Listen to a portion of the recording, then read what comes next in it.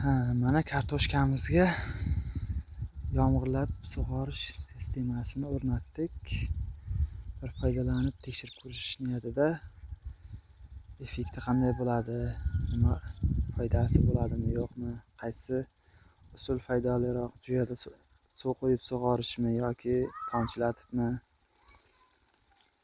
shu narsani bilish maqsadida hozircha yomg'irlatish liniyasini o'rnatdik.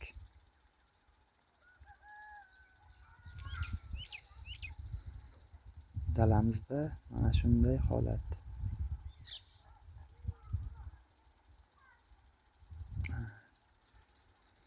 Bir ajoyib bo'lib suvni otyapti mana.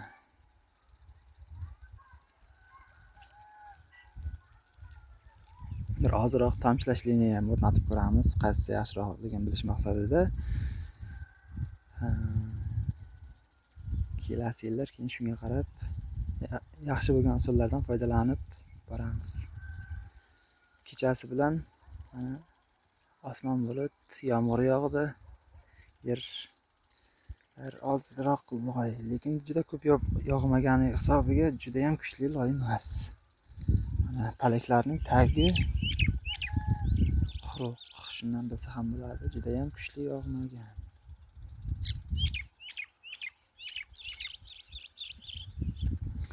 Bu kartoshkalar ketma-ket ekilgan, kunida farqi bor hammasini. Mana bu sal kechroq ekilgan, bular sal ertaroq ekilgan, shunga palaklarida mana o'zi sezilib turibdi, farq bor. Eng birinchi ekilgan joyimiz mana bu joy, eng birinchi ekilgan. Shu joylardan boshlangan ekish. Bu yoqqa qarab ekib ketganmiz. Shuning uchun mana palakda o'zi sezilib turibdi farqi ikkalasini. Mana o'zi birinchi ekilgan kartoshkalar mana o'zi gullash uchun shodalab belgi berib qolgan.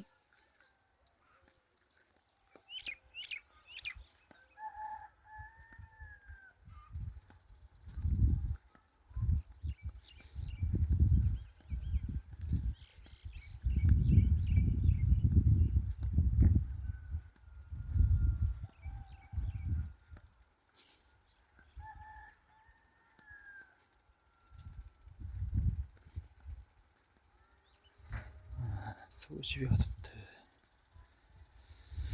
Like bosing, kommentariy bildiring, obuna bo'lib qo'ying. Kerakli, qiziqarli ma'lumotlar hali oldinda.